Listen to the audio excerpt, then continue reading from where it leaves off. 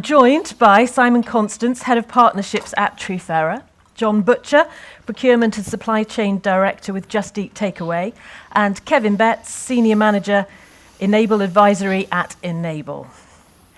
First of all, gentlemen, could I just ask you, Simon, first of all, could you just give me a little 30-second introduction to yourself? Sure, yeah. So I'm very glad to be part of Treefera, so I'm part of the management team at Treefera. We offer insight into the first mile. I'm sure we'll talk about what you do with that, what it means, but it's only really in the last few years that technology, satellite data and AI has given us that. So that's what we bring, and we'll talk about the application of that. Look, at the moment, I'm helping our customers find application for the software deployed into their environment, helping our partners access what we do. But I started my career living these problems as a supply chain planner and a supply chain analyst and a manufacturing planner for companies like Tate & Lyle Sugar. So I've spent lots of my life dealing with the scramble and the panic that's generated by not knowing what's coming in and when it's coming in. Thank you. John. Hi, I'm John Butcher, the Procurement Director and now Director, as of yesterday, of the supply chain for JustEatTakeaway.com. Just Eat Takeaway isn't just about takeaway anymore, it's about empowering your everyday convenience so you can get not just takeaway foods delivered or collected, but also things like pharmaceuticals, flowers and electronics. And that's the big transformation that our business has gone on, much more about logistics. It's important to deliver what the customers need and our partners need. And also to make sure that we can bring it promptly. So procurement and supply chain need to work much more closely together, hence the creation of our new functions. I've done a number of different in-house roles in procurement and supply chain over the years for big companies like Nestle and in consulting as well. So I learned a lot at a fast-paced environment, but technology where I'm working now is unbelievably fast-paced and it's quite a thrilling place to be. So I'm thrilled to be here today as well. Thank you. And Kevin, tell us about yourself. Yeah, thank you. Good morning, everyone. Kevin Betts, Senior Manager, Enable Advisory. First and foremost, Enable is a software company offering a rebate management solution on both the buy and the sell side. So bringing a bit of centralization, automation, transparency to the sometimes murky world of rebates. In the advisory team, though, we're not so much focused on the software itself, but more so on our clients and customers' best practices. So procurement and rebate best practices, we advise them on how to optimize their trading relationships. Thank you. So Simon, you talked about the first mile. Why is it so vital and why is it often overlooked? I think it's fair to say it's been a place of darkness up until the most recent years. Our customers, and as I say, go back to my days at Tate & Lyle Sugars, are suffering in a number of ways from a lack of visibility. The question of where is my product coming from when there might be intermediate processors that are bringing it in. Where are they getting it from? What is happening to the land? What is happening to the crops while they are acquiring it? The other problem they've got is risk, cost and availability risk. So what's happening to the crops on the ground? Will I have that input product available? What cost will it be to bring it in? What might that do to my margins? What might that do to my production planning? So there's a risk problem in there as well. And there's a compliance problem they have as well. So are the goods that I'm buying going to be subject to a changing world of tariffs? Are the goods that I'm buying going to be subject to pressures from new regulations? Europe has a very strict regulatory regime, things like EU deforestation regulations, but Asia does as well. Some US states and certainly across Canada, those regulations apply. So if you don't know where your stuff's coming from, what's happening on the ground where it's being produced, and then what implications that has for your cost, your availability, and your regulatory environment, you've got a very significant P&L scale problem. Now, what we're doing at Treefera is we're working with agri inputs, right? So pharmaceutical companies that might be using palm oil. Actually, I've had procurement teams surprised to find how dependent pharmaceutical manufacturing is on palm oil, so things like that are in there.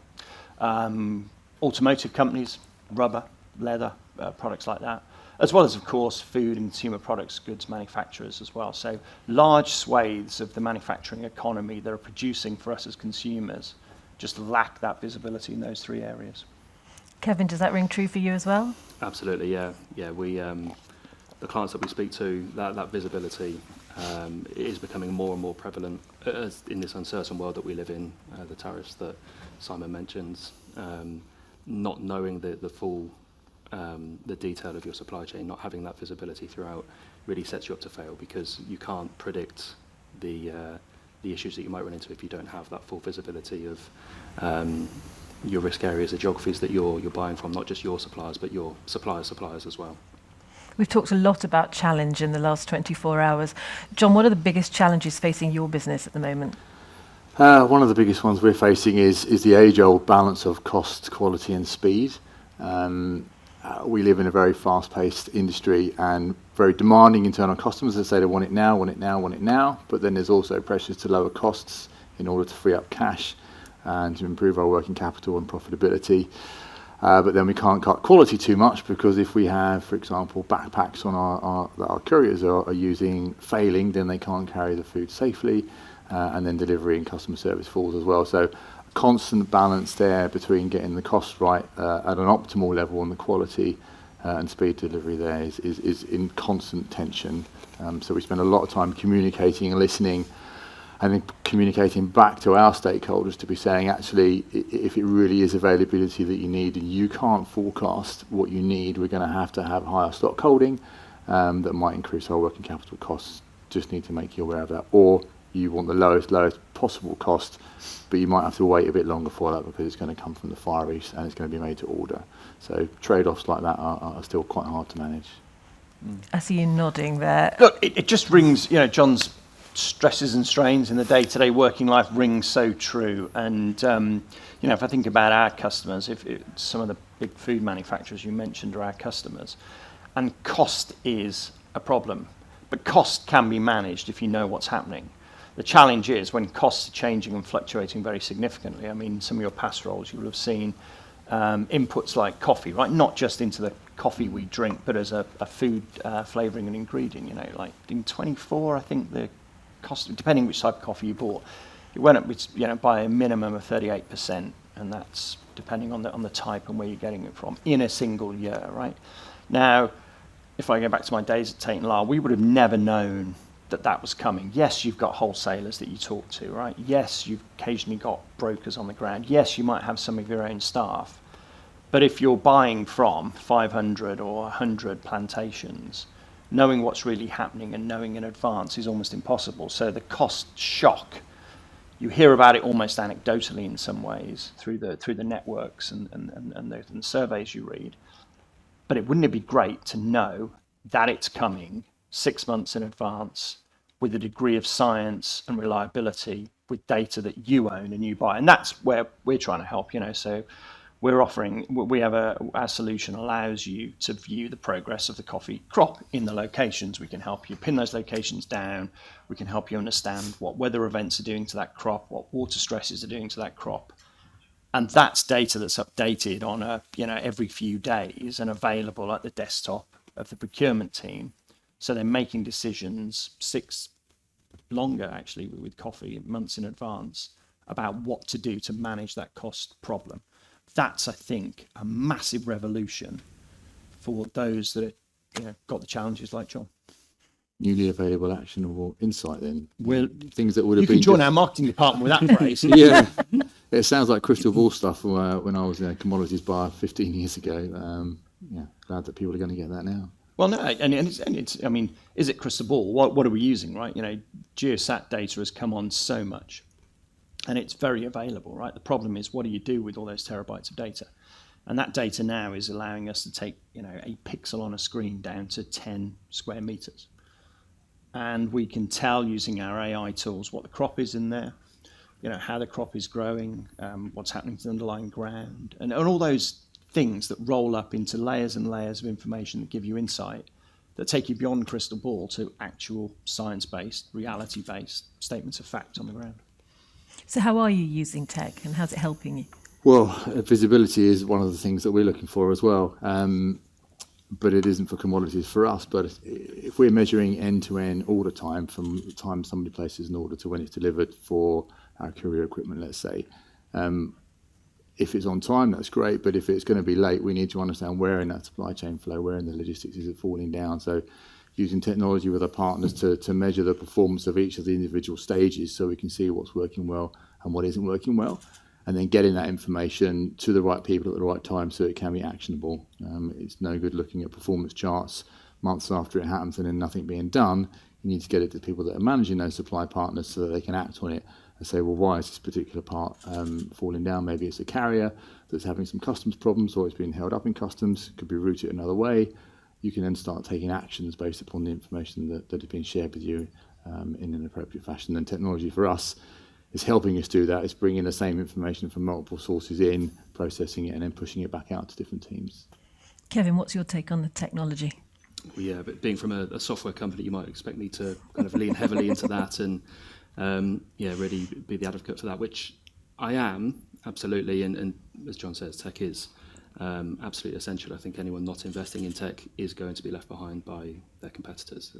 Anyone trying to do these things manually won't keep up. But I think there's a step before the tech, and the underlying strategy has to be sound. I think anyone trying to solve their supply chain issues with tech alone tends to come unstuck. We're finding the strategy, the principles, the framework that you're then using the tech to execute is kind of what comes first. So we are advising people to kind of build that foundation first and then assess the tech tools that are out there to make sure you execute that.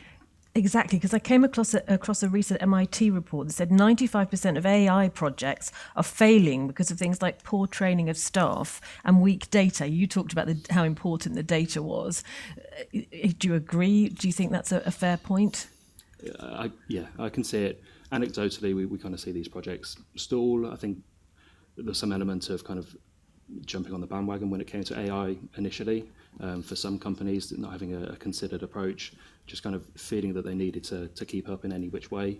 Whereas, as Simon's described, the Treefairer solution that's being offered is addressing a very specific and a very important need. So understanding what that need is and having the right tools is the way forward, not just investing in tech because you feel like you need to.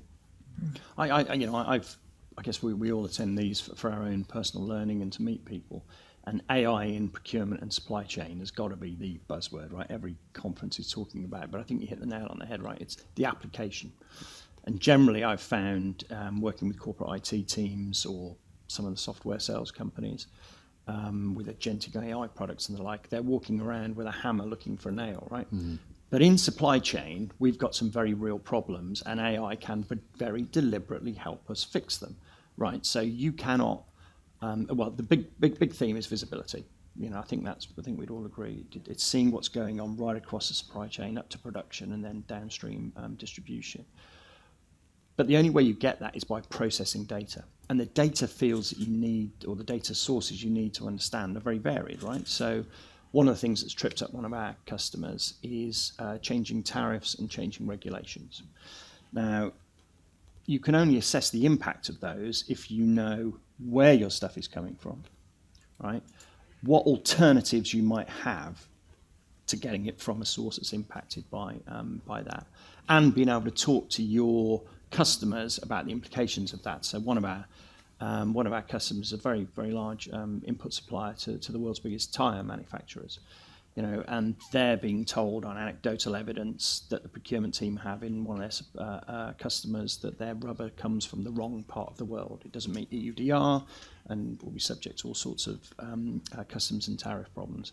Now, unless you can prove exactly where it's coming from, unless you can link that with tariff data, and unless you can link that with alternatives, say, well, if it is a problem, we'll take it from here instead because we have substitutable sources of production. Unless you can bring all that stuff together and present it to the procurement team or the regulatory team that's involved in the buying decision, there's no actionable insight for them. Now, AI is about the only way you can bring that stuff together, by using it to recognize patterns in pictures of crops, by using it to read and process regulatory changes that are happening online, and bringing that together, layers of AI analysis that then give you an insight. And I think in supply chain world, we're probably, one of the best testing grounds for genuine AI use cases outside almost like the medical world.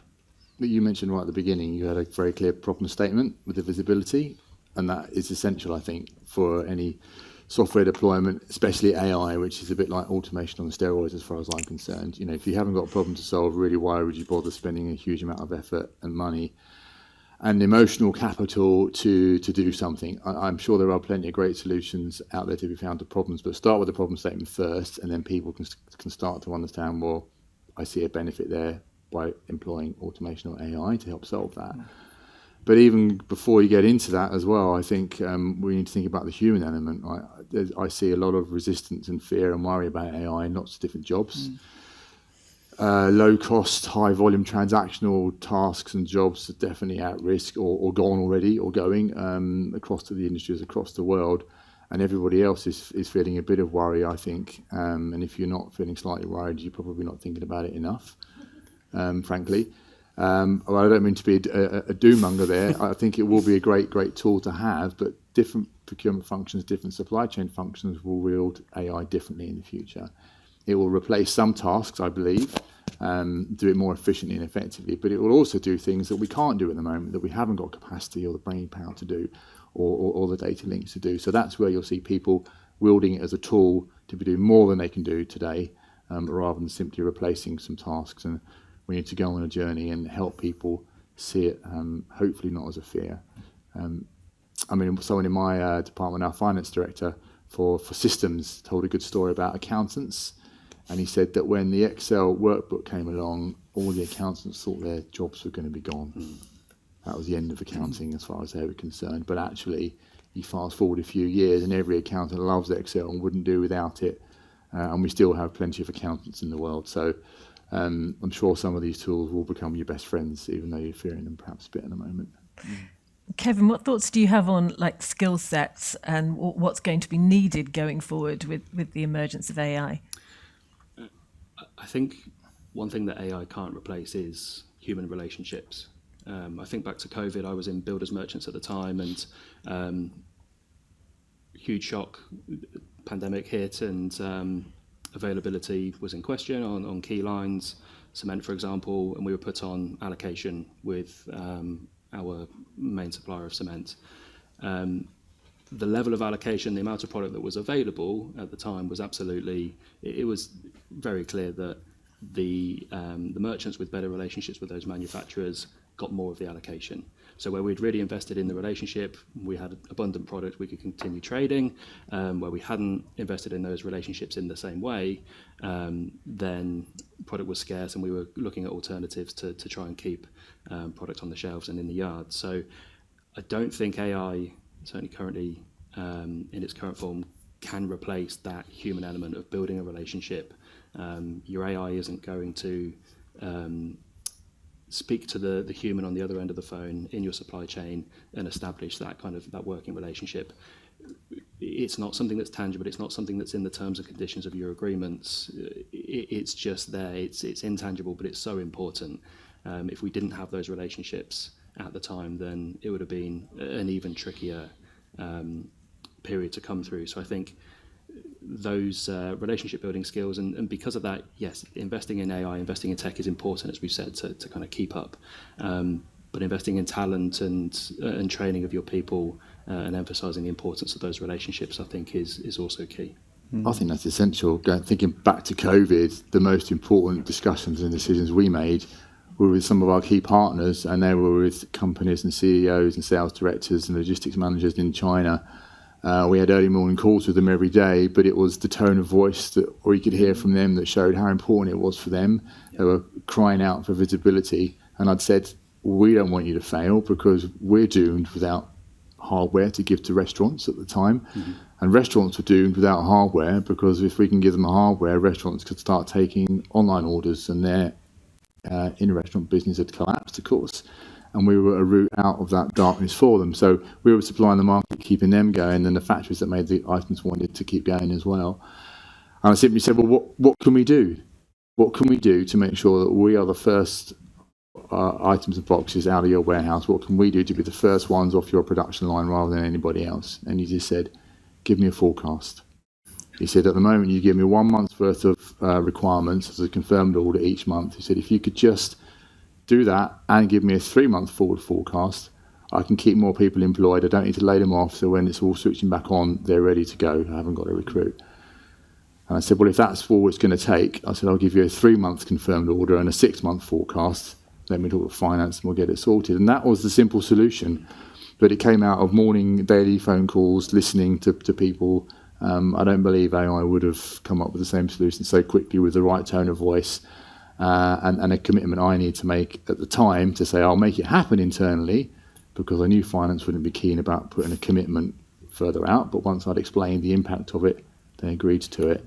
And that was a big lesson for everybody at our company. I love those examples, where can humans operate that AI never can? It just sums it up so beautifully. But if I sort of take a slightly different lens on it, I was really fascinated to see that play out with AI helping, which is, we get a couple of examples with our customers where, for example, some of those food manufacturing businesses we work with, they invest a huge amount in increasing productivity of the land that farmers are using, or they've got sustainability goals, so they invest in things like regenerative agriculture projects.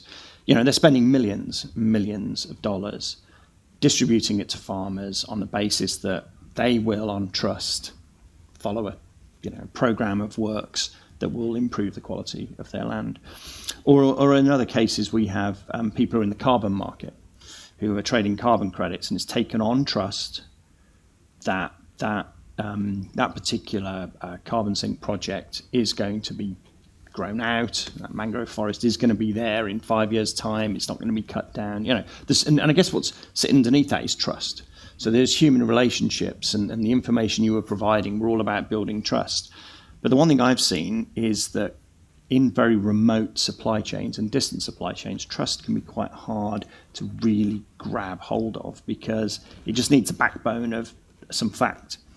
And in both those two cases I've given, what we've been able to do with AI is process the satellite land data to give each party on both sides trust. So the farmers can say, look, you can see the cover crops that I'm growing in this field. I'm not being sneaky and actually replanting half of them for another customer, or in some cases they are, and we can flush that out. Or you can see that the mangrove plantation that we have is growing in the way that we've planned for it to grow, and will consume the carbon that we forecast to do. So I think nothing can replace those human relationships of trust, but I think AI, a couple of use cases there, can generate insight and fact that gives us a platform to be even more trustful and build even deeper relationships and be very nimble in them.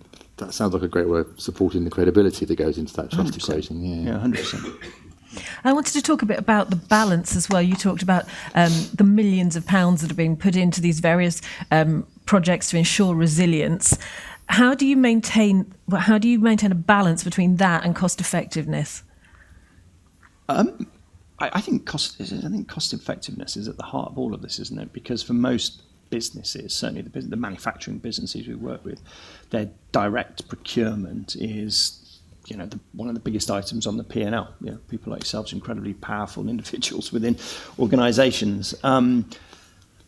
But the job there is to manage, exactly as you say, the cost, quality, timeliness triangle. And so I think investing in that is always a good decision, right? So, that's where money needs to flow and get a return around managing that cost. So one of our customers spend billions of dollars a year buying coffee. Not just for producing coffee products, but most of it does go into that. And if you've got $1 billion cost on the P&L, it's worth investing in that, right? Is it worth that company? I was talking to someone there when I was out in Switzerland. Is it worth doing all the projects they're doing with sort of conversational AI layers sitting above their procurement systems? I was talking to the head of procurement there.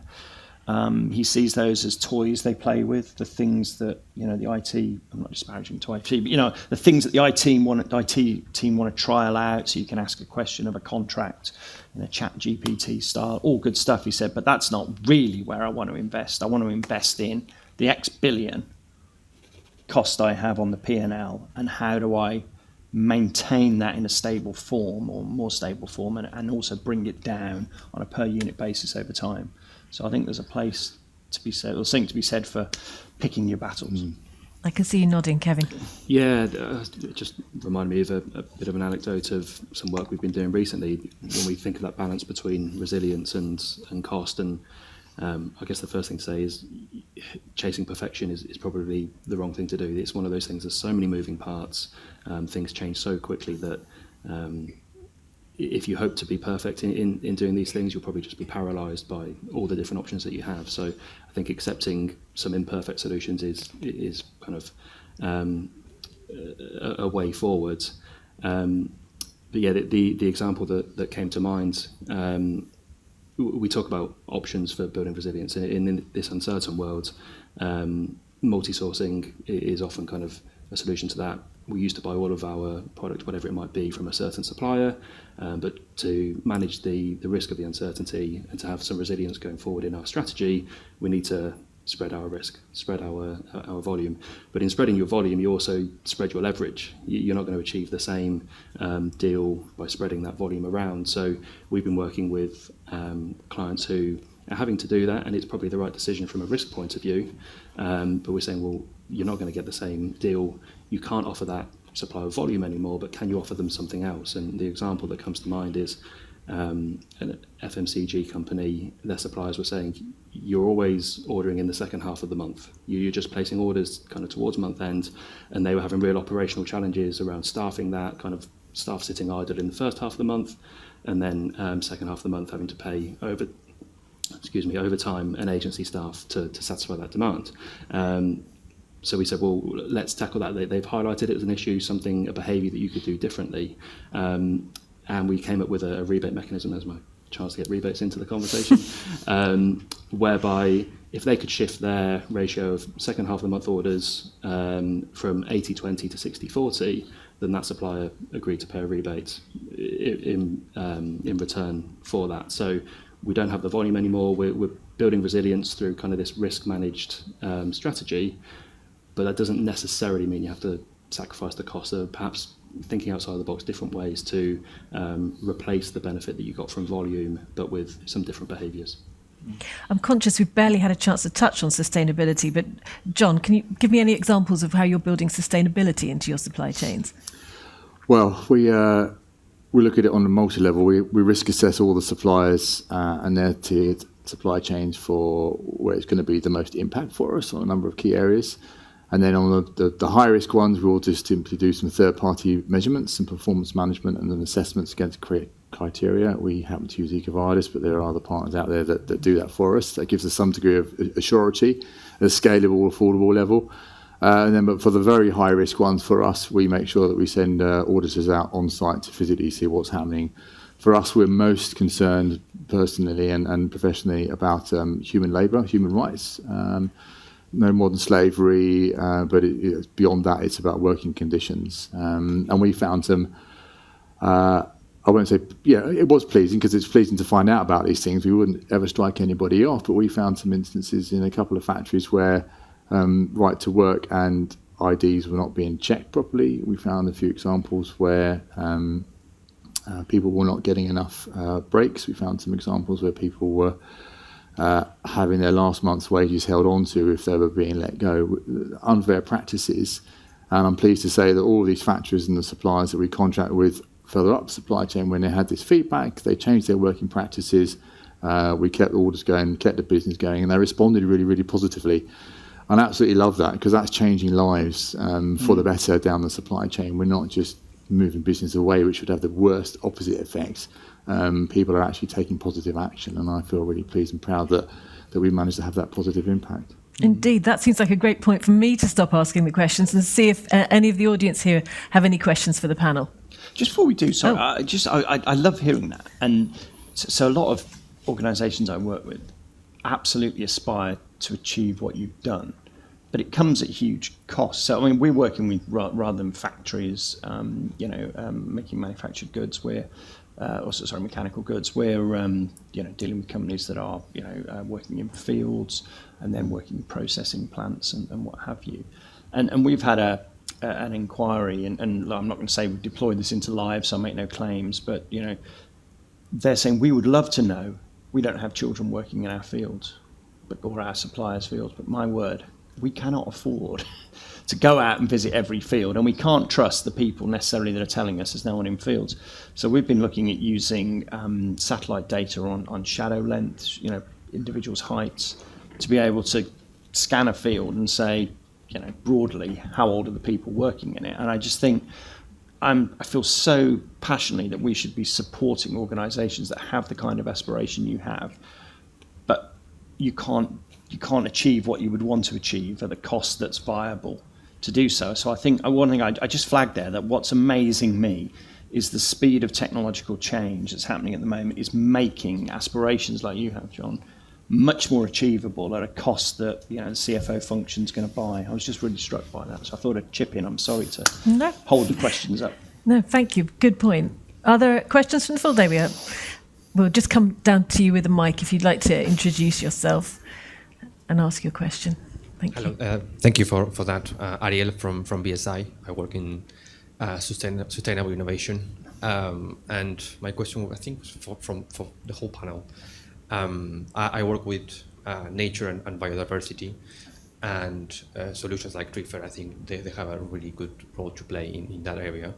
My question is about if you see different industries, like not worldwide, but maybe some industries, to start caring much more about nature and biodiversity, and if they see the link between things like soil quality, pollinators, air pollution, and the link from that to profits, to think that are really a necessity for the businesses, because what I see is that everyone is waiting for legislation and CSRD and things like that to come into place and be enforced, but in many cases taking action on that, well, it will be a necessity. So do you see that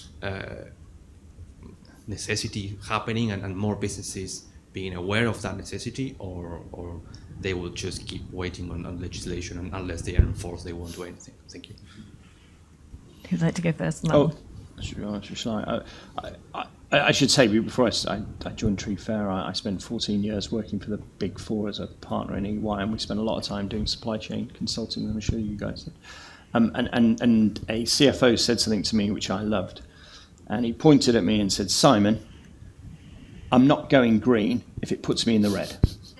I was like, as only CFOs can put it, right? But it just really struck me that so much of the work I did with clients, so much of the, if you like, the buying requirement that people have coming to TreeFair is driven by, if you can help me with cost or availability risk, which ultimately drives a revenue problem or an input materials acquisition problem, cost problem. If you can help me with that, and you can help me with my sustainability objectives, suddenly suddenly I can do something. I can take this to whoever signs off the investment that's required, wherever it sits in the organisation. And anyway, that's always sat with me as he leaned over and said, "I'm only going to go green if I'm not going to go in the red." Gentlemen, do you want to add? That's tough. I'm not as close to it for your industry, but I wonder if you could employ a strategy I put in place for the supply chain resilience when I went from a single source supplier, which was very low price, to dual source, and like you said, you split your volume and the price goes up. Yeah. The only way I got that through internally after many pushbacks was to position it as, think of it as like an insurance policy, and this is the words I almost use with the finances. You're happy to pay millions per year for insurance to protect you against things that generally don't ever happen. You get nothing back for it. Think of this price premium as an insurance policy, is that we're now going to have security of supply for these two items. So I wonder if you could take that approach for anything sustainability-wise, particularly if it's going to affect the crops. So if the price is going to go up for something because they're making a more sustainable choice, whatever that green premium is, try and position it as an insurance to say, we're doing this, that's going to help us get us greater security of supply if it's going to have less negative impact on the biodiversity. So that might help them think about it in another way. Yeah, just to add, I probably can't say it any better than Simon and John have, but I was just struck by the previous anecdote by John. You said that was a good idea because it was changing people's lives, and it's not because it was better for the bottom line or a good thing to do for PR. I think that kind of mentality is the key, obviously, linking into what you're describing. it changes people's lives, the people most affected by these issues. So it's hard to demand it of people, but I guess I hope to see more of John's outlook than just the red and green outlook. Thank you. Do we have any other questions? I'm not seeing any hands up. Oh, sorry, yes, I am. The gentleman over here. Thank you very much for the interesting chat. My name's Ale Thomas. I'm an analyst at S&P Global Commodity Insights. I read this morning on Bloomberg that the European Commission are going to propose to push the EUDR regulation back again by another year. Do you think that this might keep happening, or are companies just going to take it into their own hands and act in accordance to EUDR law because they can't keep going back and forth on legislation every 2 seconds? I think it's about mindset, isn't it? If I put my personal view on it, you'll get some people and some companies that will continue on it anyway because they expect it to happen, just albeit a year later, and they'll have invested a lot of time and money and effort to come this far. But then there'll be other companies and people that I know of, I can think of, that will be like, well, great, let's pause it, let's stop it, let's can it, it's never going to happen, and they'll take that kind of approach. So I think it depends upon the personal outlook of the decision maker, frankly, in that sense. Yeah. I have to say, you can imagine we work a lot with regulatory lawyers who spend a lot of their time walking the corridors of the EU. I feel very sorry to say that I think the EU is rapidly losing credibility about this, and a lot of this problem comes down to them having the technology infrastructure, it's a system called Trace, isn't it, ready and available to make this happen, as well as all the other pressure and lobbying they're getting as well. I think so. I think it's John's point. I have definitely met senior leaders who are like, look, this has just got no credibility. I'll deal with it when I've got to deal with it. I guess, and then it comes down to a personal preference. Do I still want to do good? And then I might do it. But actually, I've been encouraging people just to step back and say, what are the real costs and risks that sit underneath this? Put compliance to one side, but what are the real costs and risks? So for one of our customers that uses palm oil in the manufacture of pharmaceutical goods, the risk of that coming in and them not being prepared, and across all of their product lines and across all of their manufacturing locations, with all the stuff they're bringing into Europe for manufacturing, if they start, if that does come in, even if it's in 12 months' time, it will take them 18 months to be ready. So actually, if it does come in and they're not ready, they're going to have containers backed up, sitting in EU ports, racking up demurrage bills while they're hastily, manually trying to get this stuff cleared, get the certification to bring this stuff in. And that stops production lines, that causes stock outages, has an impact on revenue, blah, blah, blah. So, we've been encouraging to say, look, just think about the practicalities of this rather than dismissing it out of hand. For other customers, it's been this is just good business practice to know that the places you're sourcing from are adhering to good standards, because otherwise you find yourself appearing in the front pages of the press, as some of our customers have. So I think there's a lot of very good reasons for not kicking this down the can, whatever the levels of credibility the EU processes and regulations have. Thank you. I'm afraid time is against us, but I would like to thank the panel, Simon, John and Kevin. Thank you very much indeed for a great discussion.